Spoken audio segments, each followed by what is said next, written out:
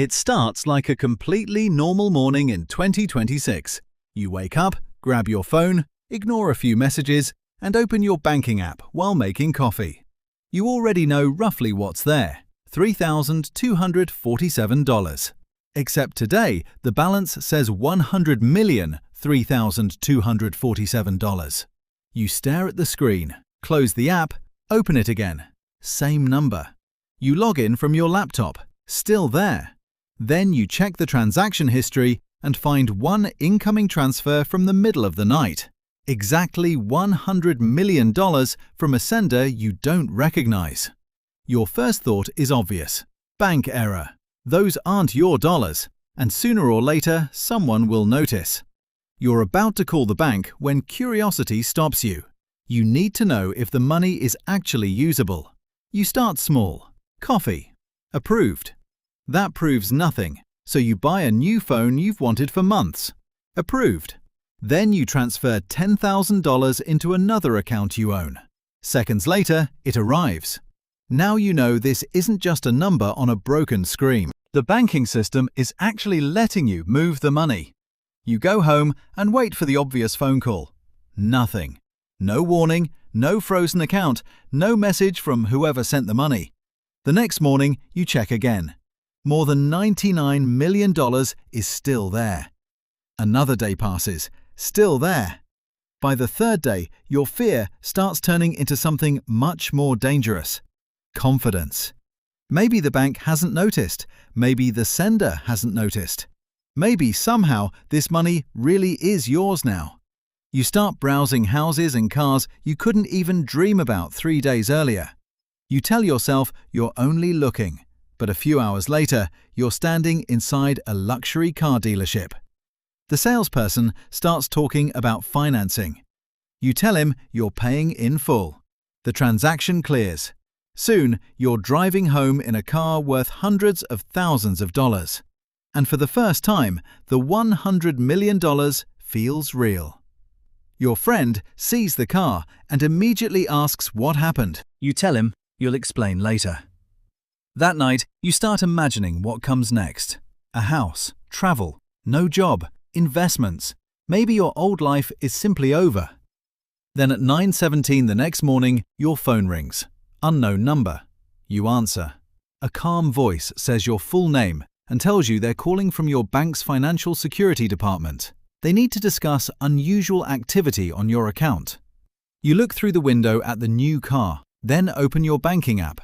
Almost $100 million is still sitting there.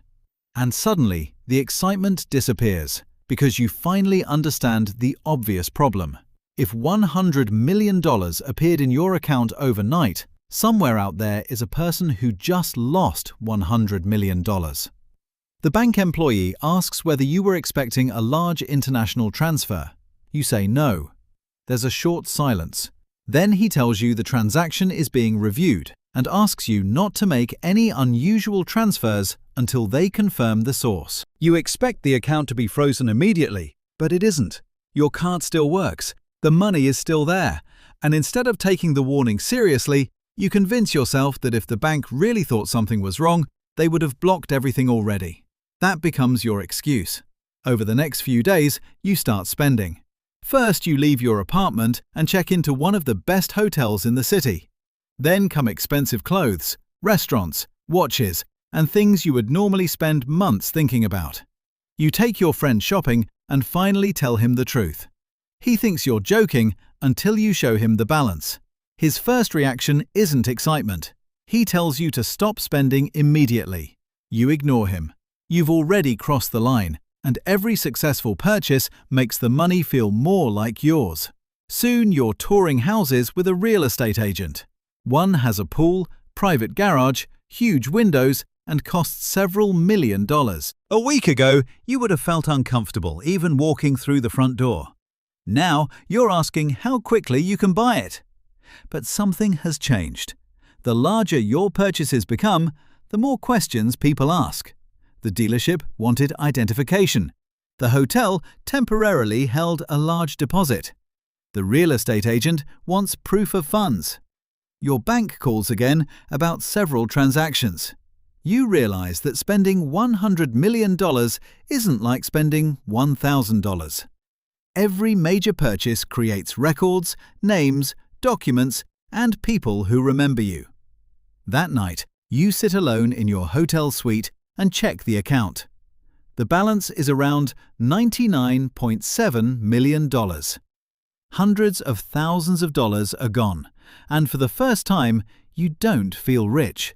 You feel exposed. Then an email arrives from the bank. Your account has been placed under temporary review. Large transfers are restricted until they verify the source of the $100 million deposit. Your card still works for ordinary purchases, but the easy part is over. The next morning, another call comes. This time they ask where the money came from, what relationship you have with the sender, and why you began spending immediately after receiving it. You have no good answers. Then the employee mentions something you haven't heard before. The transfer was not created by the bank. It came from a real external account. There is a real sender. You open the original transaction and stare at the unfamiliar information again. Until now, you've been treating the $100 million like a mistake made by a computer. But a computer didn't lose this money. Someone sent it. And now the bank is trying to find out why it ended up with you. The next morning, the bank calls again. But this conversation is different. They aren't asking about your purchases anymore. They want documents proving why you received $100 million. A contract, business sale, inheritance, investment agreement, anything that explains the transfer. You have nothing. You tell them the truth. You woke up and the money was simply there. This time, your account is restricted completely. Your cards stop working. Large transfers are blocked. Nearly $100 million is sitting beside your name, but suddenly you can't touch any of it. Then the problems spread beyond the bank. The luxury car payment is flagged for review. The real estate agent tells you they can't continue without verified proof of funds. Your friend tells you again to get a lawyer, and this time you listen. The lawyer's first question is simple. How much have you already spent? When you tell him, his expression changes. He explains that receiving money by mistake is one problem. Knowing something is wrong and continuing to spend it can become a much bigger one. His advice is immediate. Buy nothing else, move nothing, delete nothing, and answer every question carefully. Then he asks to see the original transfer. You open the banking app and show him the transaction details. That's when he notices something you ignored from the beginning. The sender information isn't random. The transfer came through a foreign corporate account connected to several other companies. Your lawyer starts searching the names. Some appear legitimate, others barely exist online. The deeper he looks, the stranger it becomes. Then your bank contacts you again with another update. The transfer appears to have been intended for a different recipient. Somewhere during the transaction chain, the destination information changed. Your account received money it was never supposed to receive. That should make you feel better. It doesn't, because now there's an obvious question. How does a $100 million transfer accidentally end up in the account of an ordinary person? That evening, you return to your apartment because the hotel payment is becoming complicated. The expensive car is still outside, but you no longer want to drive it. You sit at your kitchen table looking at screenshots from the first morning. 3 weeks ago, $3,247 felt ordinary. Now you would give almost anything to see that number again. Your phone vibrates. Unknown number. You assume it's the bank, but this time it's a message. There are only 7 words on the screen. You have something that belongs to us. You immediately show your lawyer. He tells you not to reply. Seconds later, another message arrives. This one contains no words at all, just a photograph of your new car parked outside your building. You don't sleep that night. The photograph changes everything. Until now, the problem existed inside bank accounts, transaction records, and phone calls. Now, someone knows where you live. Your lawyer contacts the police and gives them the messages, but there isn't much to investigate yet. The number is disposable. The photograph could have been taken by anyone, and nobody has directly threatened you. Still, you stop using the new car. You stay with your friend for a few nights and avoid posting anything online. Then another message arrives. Return the money. You almost laugh when you read it. Return it how? The bank has already frozen the account. You couldn't send $100 million anywhere, even if you wanted to. Your lawyer tells you not to respond, but whoever is contacting you doesn't stop. A day later, they send the exact amount remaining in the account. That scares you more than the photograph. They know what you spent. They know what remains. Meanwhile, the bank's investigation gets deeper. The $100 million passed through several companies and accounts before reaching you. Some are real businesses. Others appear to be shell companies. Nobody can explain why your account became the final destination. Then, investigators discover something even stranger. One digit in the intended recipient's account information was changed shortly before the transfer. Your account wasn't randomly selected by the banking system. Someone entered information that directed the money to you. That means there are now two possibilities. Either somebody made an unbelievably precise mistake, or somebody deliberately chose your account. You start thinking about everyone who could possibly know your banking information. Employers, websites, people you've paid, old accounts. Your friend asks the question you've been avoiding. What if the $100 million wasn't sent to you by accident? Before you can answer, you notice a dark car parked across the street. You watch it for several minutes. Nobody gets out. The next morning, it's gone. That afternoon, it's back. You call the police, but by the time anyone arrives, the car has disappeared again. Now every stranger feels suspicious. Every unknown call makes you reach for your lawyer. The money that made you feel untouchable 2 weeks ago has made you afraid to leave the house. Then the bank finally identifies the company that was supposed to receive the transfer. Your lawyer reads the name twice. It's a legitimate international company preparing a major acquisition. The $100 million was part of the deal. But according to their records, they never changed the destination account. Someone else did. And whoever redirected the transfer apparently used your account on purpose. That evening, your phone receives one final message. You were supposed to move it. You stare at those words for a long time. Suddenly you understand. You weren't meant to become rich. You were meant to be the middleman. And whoever put $100 million into your account expected it to disappear somewhere else before anyone noticed. The message changes the entire investigation. You show it to your lawyer, who immediately sent it to the police and the bank. Now the transfer finally starts to make sense. Someone had planned to steal the $100 million without sending it directly to themselves. Your account was supposed to be temporary. The money would arrive, someone would contact you, and you would move it somewhere else before the original company realized what happened. Except there was one problem. Nobody told you. Instead of moving the money, you bought a car and started spending it. That triggered security checks, froze the account, and trapped almost the entire $100 million where investigators could see it. In other words, without realizing it, you ruined somebody's plan. The police begin looking at how your banking information was obtained. Eventually, they find a connection. Months earlier, your personal information was exposed through an online service you used. Your name, email, phone number, and partial financial information had circulated among stolen data. You weren't chosen because you were special. You were chosen because you looked ordinary. A normal account belonging to a normal person who had no connection to the companies involved. But one question remains. Why would criminals trust you to move $100 million if you knew nothing about the plan? Investigators believe someone was supposed to contact you immediately after the transfer, pretending to be from the bank or another company. They would tell you the deposit was an error and provide instructions for returning it. Except you started moving money almost immediately. Your $10,000 test transfer, the expensive phone, and then the luxury car triggered automated checks before they could complete the next step. The mistake that nearly destroyed your life may also have saved you from becoming part of something much worse. Over the next several days, the police identify people connected to the messages and begin tracing the accounts where the money was supposed to go next. The dark car outside your building disappears.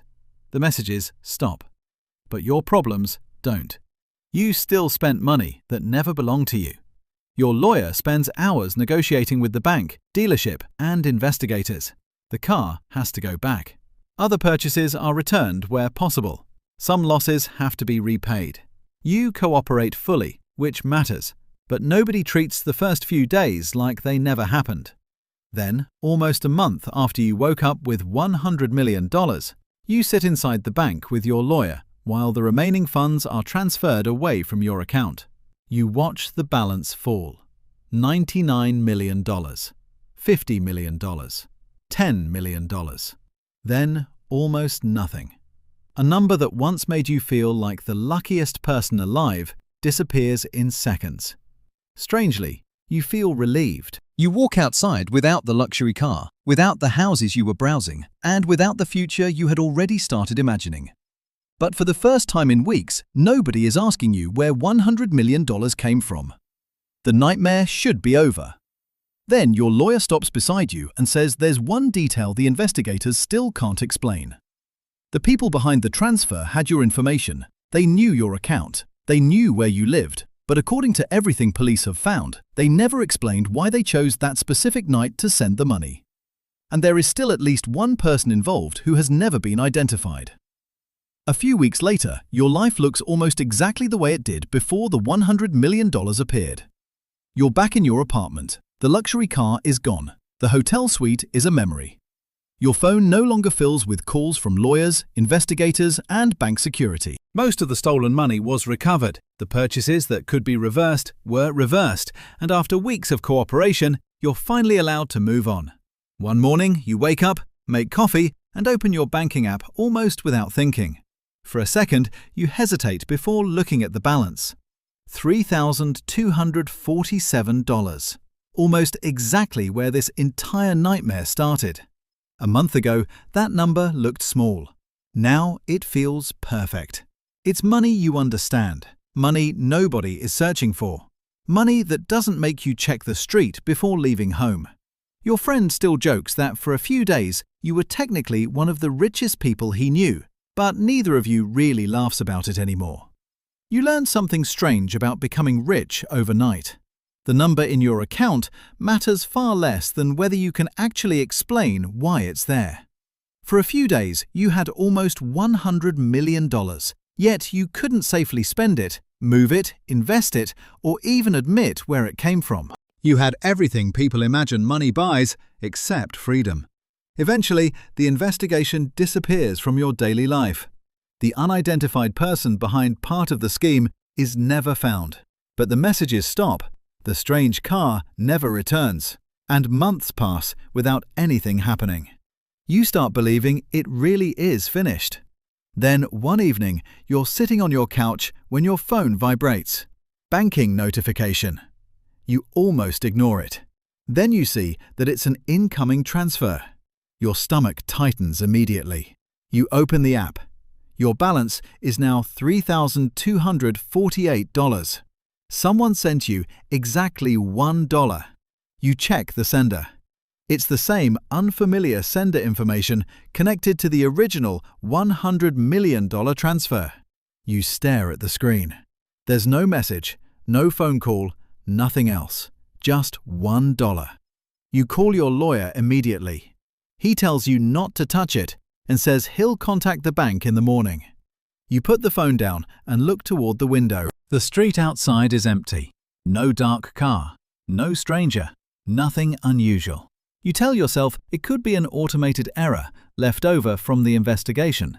Maybe some account was never fully closed. Maybe there's a perfectly normal explanation. Then your phone vibrates again. This time it isn't the bank. Unknown number. One message appears on the screen. Now we know you're still there. You don't reply. You don't move. A month ago, you thought waking up with $100 million was the luckiest thing that could ever happen to you. Now, staring at a single dollar in your account, you finally understand something you wish you had understood that first morning.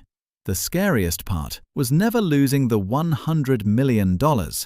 It was realizing that whoever sent it may never have lost track of you.